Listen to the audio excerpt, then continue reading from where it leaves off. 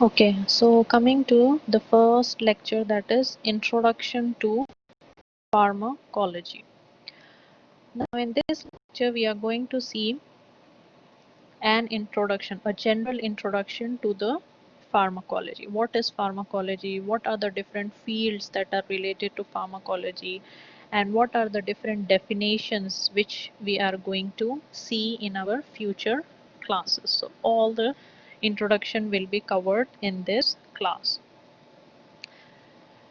So we are first going to see the different definitions, the drug-body interactions, the different subdivisions of pharmacology, the different allied fields, what are the different sources of the drug, and the drug nomenclature. So these are the things which we are going to cover in today's lecture. Now coming to the definitions. So first we will see what do we mean by pharmacology. What is pharmacology? In simple words, if you see, pharmacology is the study of drugs. Drugs, in other words, you can say medicines, medications, etc. Okay. So it is a detailed study of drugs. Now, what do you mean by detailed study? Detailed study means the study of its source, from where it is coming, the study of its physical and chemical properties, the study of its biochemical and physiological effects, then how it is absorbed, distributed, metabolized, and excreted in the body, and what is the mechanism of action and therapeutic uses. So a deep or detailed study of drugs is known as pharmacology, starting from its source, from where it is obtained, how it is used, then what is the physical properties, what are the chemical properties, then coming to pharmacokinetics and pharmacodynamics. Pharmacokinetics means how it is absorbed, distributed, metabolized, and excreted in the body. Dynamics means its mechanism of action, how it is acting in the body, followed by therapeutic uses. So all these detailed study comes under pharmacology. Now pharmacology word is derived from two Greek words.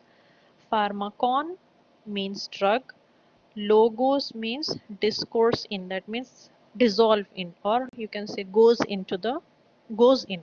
Where does it go? Goes into the body. Okay, so these are the two Greek words, pharmakon and logos. Together it forms pharmacology. So this is the definition of pharmacology. Now, why, you might think, why is pharmacology so important in dentistry? What is the role of pharmacology in dentistry? Now, dentistry includes the treatment of many dental problems.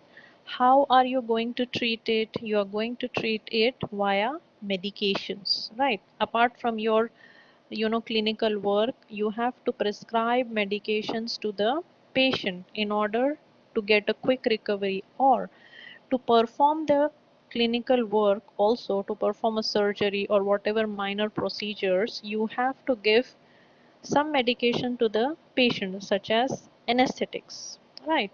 So you have to know, you should have a knowledge about these medications before you actually giving it to the patient. That is why having good knowledge about the drugs, or having good knowledge about the pharmacology of the drugs, is important in dentistry, because most of the dental problems are treated with different kinds of medications. What are the examples of medications that are used? Local anesthetics, general anesthetics can be used to reduce the pain. Anti-inflammatory and analgesics can also be used to relieve the patient from pain. Then different antibiotics, antiseptics can be used to treat different oral health problems, such as plaque, gingivitis, or other oral infections. Antifungal medications are also used to treat a condition such as oral thrush and many more. These are few of the examples, right? So dentistry is dependent on drugs. Thereby, it is necessary that a dentist should have a knowledge of the drugs which he or she might prescribe to the patient before actually starting the procedure or during the procedure or after the procedure. Now coming to, from that time I am telling study of drugs, prescribing drugs. So what is a drug? What is a drug actually?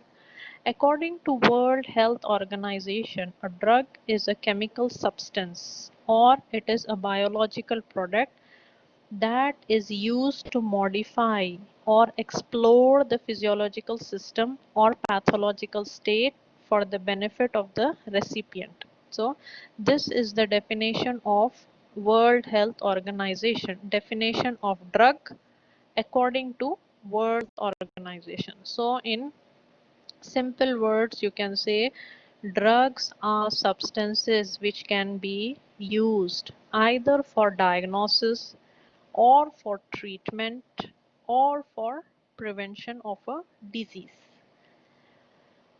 So diagnosis means to diagnose something, a drug has to be used. For example, if we are using a radio opaque substance such as iodine, and this iodine absorbs X-rays and it can be used to identify heart diseases. If there is any block in the arteries or veins of the heart, a dye is injected and then it is checked.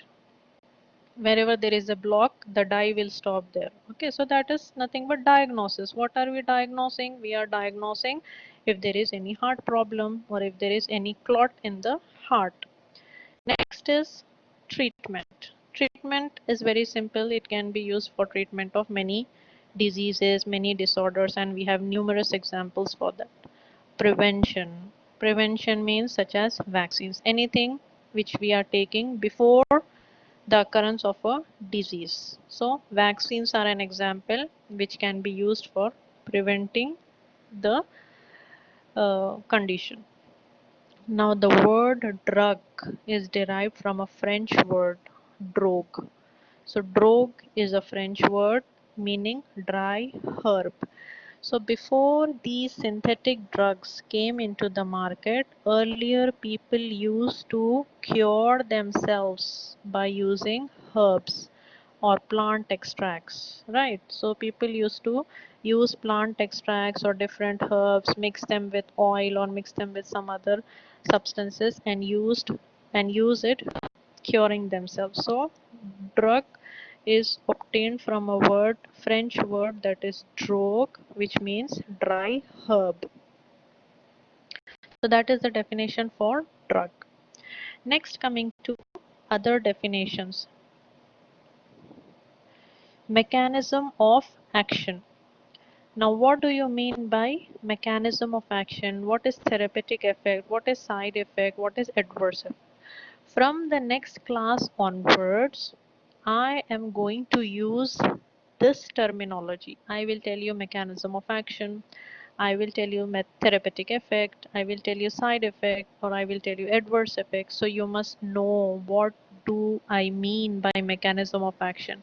Or if I say therapeutic effect, so you must know what is a therapeutic effect. If I say adverse effect, so you must know what is an adverse effect. So we will see one by one what does each mean. Mechanism of action. Mechanism of action, it refers to a biochemical interaction which a drug substance produces. That means, in simple words, you can say the mechanism by which the drug produces its therapeutic effect. That is known as mechanism of action. That means, what is the mechanism by which the drug is producing its action? That is known as mechanism of action. For example, if we are taking brufen for a pain in the tooth, for example. So How is this brufen reducing the pain? That is known as mechanism of action. What is the mechanism of action of brufen? How is brufen able to reduce pain? That is known as mechanism of action. Therapeutic effect. Therapeutic effect means what is the effect of that drug? The primary or desirable effect which is intended by the medication. So any medication you take, there will be a therapeutic effect. For example, if we are taking paracetamol, the important therapeutic effect or the primary effect of paracetamol is to reduce fever, but it can have other secondary effects also. It can reduce headache also, or it can have any other side effects also if it is taken in a higher dose. But the primary and the desirable effect, what we want, is denoted as therapeutic effect. Next is side effect. Now, side effects and adverse effects. These two are actually different, but in most of the textbooks, they are used interchangeably. Okay, so for sometimes they will use side effect instead of adverse effect, or they will use adverse effect instead of side effect. But what is the actual difference? Side effects are any drug effect other than the therapeutic effect. That is known as side effect. It is also known as secondary effect. That is usually undesirable but not harmful. So side effects are not harmful, but they are undesirable. For example, if there is a drug, if it is not to be taken in empty stomach, and if someone is taking that drug into an empty stomach, it might cause acidity. So acidity is the side effect. Okay, so therapeutic effect is the actual effect what we are taking that medication for, but sometimes can produce a secondary effect if it is not taken properly, but it is not harmful. Okay, it will vanish if you follow the instructions. But coming to adverse effects are harmful effects resulting from a medication. That means adverse effects, in order to reduce the adverse effect, the drug, either the drug has to be stopped, or the dose has to be adjusted, or if it is very severe, then a doctor's intervention has to be taken. That is known as adverse effects. So they are nothing but they are harmful effects which can result from a medication. In order to stop it, either you have to stop the drug, or you have to adjust the dose, or a doctor's intervention is necessary. So that is known as adverse effect. What is a dose? Dose means the amount of drug to be administered at one time. So paracetamol 500 mg once daily. That means what is the dose? 500 mg is the dose. How much amount of drug we are going to take? Paracetamol 250 mg. That means 250 mg is the amount of drug that has to be taken at one time. That is known as dose. Drug indication. Drug indication means indicated use or intended use for any drug for treating a particular disease. So if we are taking a drug for a particular disease, for example, we are taking any drug for treating depression, so that is the drug indication. That means this drug is used for treating depression only. That is drug indication. Now coming to tolerance. Tolerance means, from simple English, tolerate. So some people, they become tolerant to the drugs. So such type of people, they require larger doses to be consumed to obtain desired effect. So if the person becomes tolerant to antibiotics, okay, so what will happen? The normal dose of antibiotic will not be sufficient to treat. Then they have to be given a higher dose because the patient has become tolerant to that. So the patient, so these type of patient, they require larger dose to be consumed to obtain the desired effect. So if there is a person A, person B, if person A is tolerant to antibiotic and person B is not tolerant to antibiotic, so what will happen? So normal dose, if you give 500 mg of amoxicillin to person B, it will produce an action and it will minimize the it will show its therapeutic effect and minimize the infection or whatever he has. But for person A, because the person A is tolerant, a higher dose has to be given, maybe 1000 mg, maybe 750 mg, because the normal 500 mg will not work on the person A because the person A is tolerant to amoxicillin. That is known as tolerance. Next, coming to dependence. Dependence means, from English word you can understand dependent. The person becomes dependent on the drug. That means whenever the drug is given or whenever the drug is present in the body, he or she can work normally. If the drug is not given, then they cannot function properly. That is known as dependence. So it develops when the neurons, that is the neurons in the brain, they adapt to the repeated drug exposure and only function normally in the presence of drug. So whenever drug is there, the body functions normally. If the drug is not given, they do not function properly. Yes, they can become drug addicts. Okay, so that is known as addiction or dependence.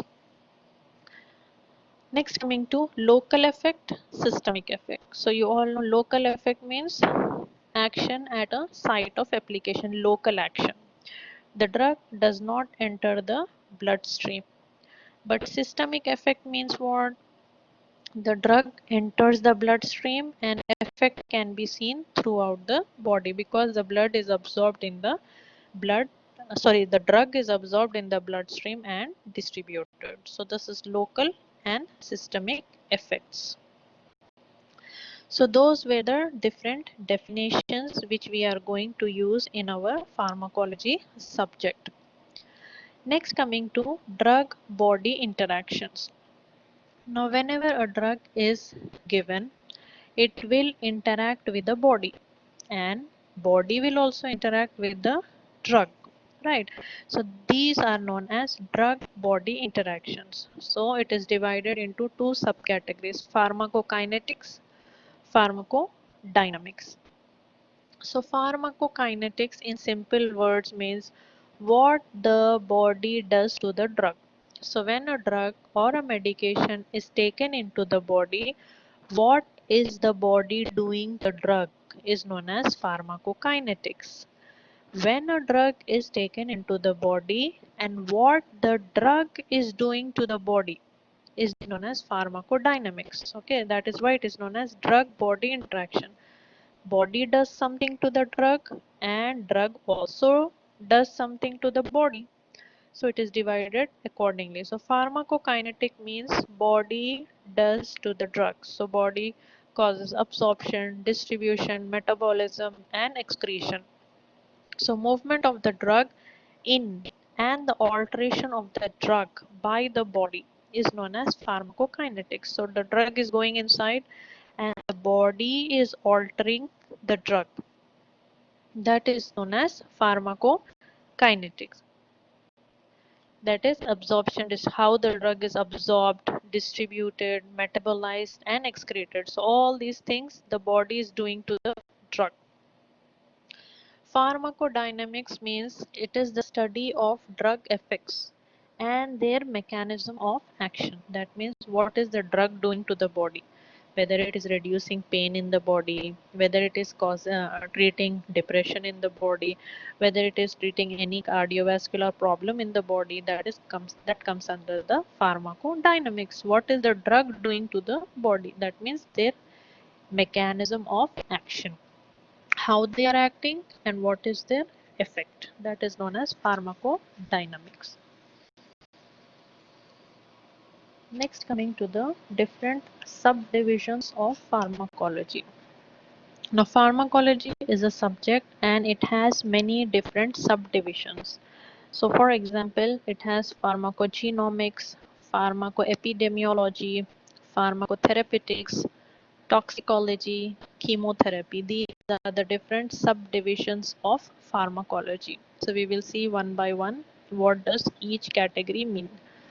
Genomics, pharmacogenomics. Genomics means it is related to genes. So, it is the study of how individual genetic or individual's genes affects the body's response to drug. So pharmacogenomics is the complete study of how the body's genes are responding to the drug. So different people might respond differently to the drugs. It depends on the genetic inheritance of the people. That study is known as pharmacogenomics. Next, coming to pharmacoepidemiology. Epidemiology means population. So it is the study of drug effects at a population level. So in this we can study how different drugs are acting in different population.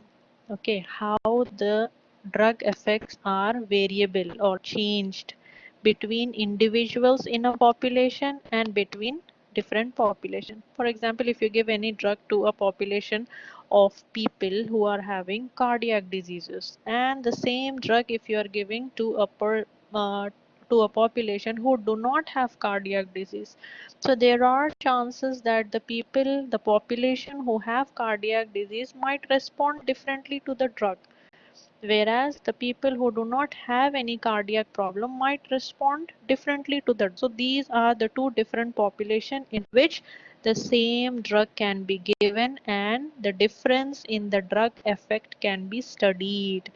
That study is known as pharmacoepidemiology.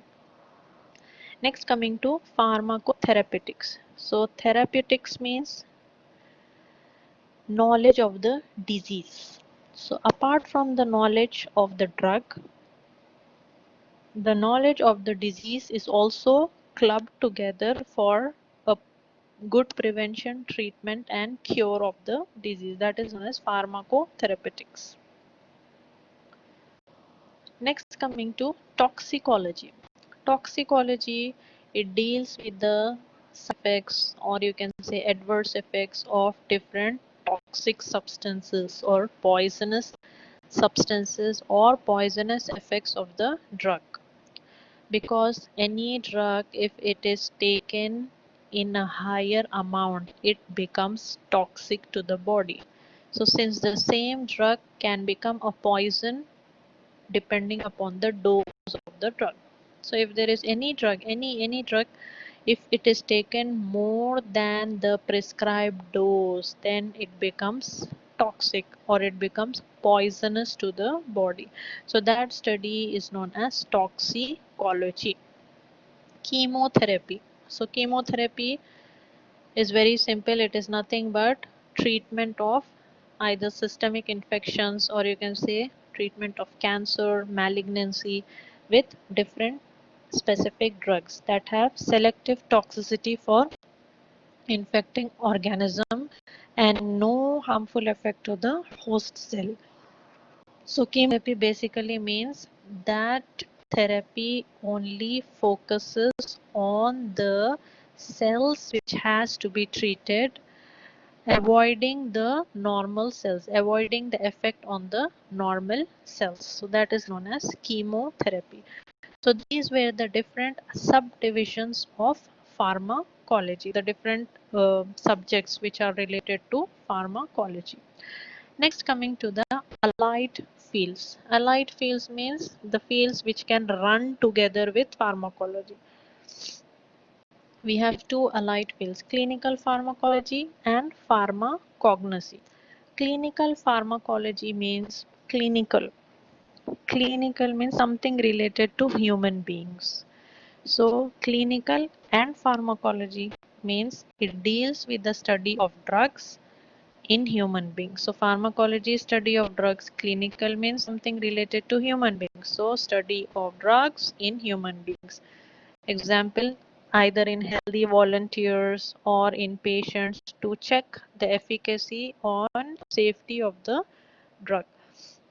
So before the drug enters the market, clinical pharmacology plays an important role to check that new drug on either healthy people or patients who are already suffering from a disease, to see whether the drug is good, whether the drug is safe, whether it is having any side effects or not. So all these things will be checked in a particular population of human beings, and then it is released into the market.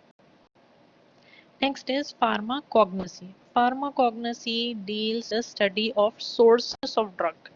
So as I told you, pharmacology means the study of sources, its physical, chemical properties, etc.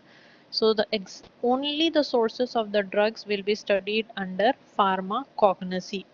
So the source can be either plant, animal, microorganisms, any other thing. So it deals with the study of sources of drugs which are derived from plants and animal origin. That is known as pharmacognosy. So these two are the allied fields of pharmacology. Now I will give you a simple example. Example, if we are studying about a drug which is known as nifedipine. So this nifedipine drug is used for the treatment of blood pressure and angina. Angina means chest pain. Okay. So if we are studying this nifedipine in pharmacology, what will we study? We will study its mechanism. We will study, okay, nifedipine is a calcium channel blocker. It blocks the influx of calcium. This details will be studied under pharmacology. If we are studying the same drug nifedipine in clinical pharmacology, then we are studying starting dose is in an adult is 30 mg daily. So this is clinical. We are mostly focusing on human beings. What is the starting dose, etc. Pharmacoepidemiology. Epidemiology means in a particular population, what will nifedipine do in a particular population? That is pharmacoepidemiology. So we are telling that if nifedipine is given to a population of antihypertensive users, then it can cause myocardial infarction. So we are telling nifedipine has a risk of myocardial infarction, risk of developing myocardial infarction if it is given in a population of antihypertensive drug users. That means if the patient is taking antihypertensive drug, or if the patient is suffering with blood pressure, then nifedipine might cause myocardial infarction when compared to other drugs. So this is how importance is given in each subject. Okay.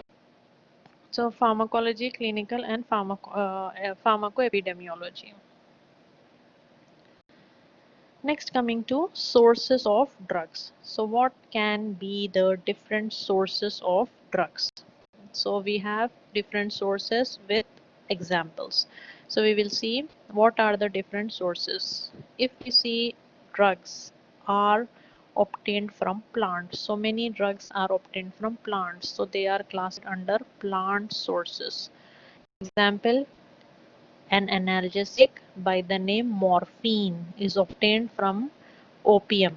That is, the plant name is Papaver somniferum. Similarly, an anti-cancer drug by the name vincristine is obtained from a plant which is known as Vinca rosea. So these drugs are obtained from plant. The source of these drugs are plants. There are many drugs which are obtained from animals also. For example, insulin hormone. It is extracted from the pancreas of beef. Or vitamin A. It is extracted from the liver of shark. So these are classified under animal sources. Then there are few drugs or hormones that are obtained from human beings. For example, growth hormone. It is extracretory gland of human beings. Immunoglobulins, which helps to develop the immunity. They can be obtained from blood of human beings. So these are the sources. Next, coming to minerals. Few drugs, they are obtained from minerals also. For example, for treating anemia, ferrous sulfate can be used, or an antacid can be used, such as magnesium or of magnesia. They are obtained from minerals to treat acidity or to treat anemia. Many antibiotics are obtained from microorganisms. So these are antibiotics. Penicillin is obtained from a microorganism, Penicillium notatum. Erythromycin is obtained from a microorganism, Streptomyces erythris. So these are the antibiotics which are obtained from microorganisms. Apart from all these sources, majority of the drugs which are currently used, they are obtained from synthetic origin. That means they are prepared from different chemicals in laboratories. They are prepared synthetically or semi-synthetically. Half of them are obtained from any of the sources and the other half can be synthesized in the laboratories. Majority of the drugs which are currently in use are obtained from synthetic sources. That are the different sources of drugs: plants, animals, humans, minerals, microorganisms, or synthetic origin. Next, coming to drug nomenclature. That means what are the different names of the drug. One drug can have three category of names. It will have a chemical name, a generic name, and a brand name. Okay, so each drug will have in most of the cases three names: chemical, generic, and brand name. So what do we mean by chemical name? We will see a simple example first. For example, if we are taking Tylenol, the chemical name of Tylenol is N-acetyl P-aminophenol. That is the chemical name. Generic name is paracetamol. Brand name is Tylenol. So brand name can be different in different countries. Second example, if we are taking aspirin. So 2-acetoxybenzoic acid is the chemical name. Acetyl salicylic acid is the generic name. Aspirin is the brand name. So what do we mean by chemical name? What do we mean by generic? And what do we mean by brand name? Chemical name describes the chemical present in the drug. That means the chemical composition of the drug. That is known as chemical name. But chemical name is very hard and it is not suitable for prescribing. So a doctor cannot write a chemical name. 2,4,2-methylpropyl phenyl propanoic acid. So this cannot be written by a doctor, cannot be prescribed, and also it is very difficult for the patient or the common people to understand. Okay, so that is chemical name. Generic name is also known as non-proprietary name. So it is the approved name and the official name, but it is not a trademark. For example, ibuprofen. This is a generic. The 2,4,2-methyl phenyl propanoic acid is the chemical name for ibuprofen. Now, what is the brand name? Motrin. Motrin is the brand name for ibuprofen. Brand name is also known as proprietary name. So this brand name is the name which is given by the manufacturer. It is the registered trademark of a particular manufacturer and it will have R symbol. Nobody else can use it. This name can be used only by the manufacturer. For example, Panadol. So no other manufacturer can use Panadol. A drug may have several brand names depending on the number of manufacturers.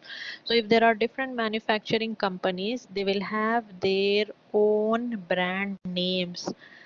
For example, Panadol, Tylenol, or Crocin. All these are are different brand names, but the drug remains the same. The drug is paracetamol, and paracetamol, but the brand name will be different depending upon who is manufacturing, which company is manufacturing it. Brand names are usually short, catchy, and also easy to remember, and they are different in different countries. So generally brand names are different in different countries. For example, in US it is Tylenol, in Saudi Arabia it is Panadol, right? So it is different in different countries depending upon the manufacturer. Example is Motrin. This is the brand name for the same drug, that is ibuprofen. So this is about the drug nomenclature. So this is the first lecture which includes the drug nomenclature, the different sources of drugs, the different subdivisions of pharmacology, drug body interactions, different definitions, and why pharmacology is important in dentistry, and what is pharmacology. I hope it is clear for all of you.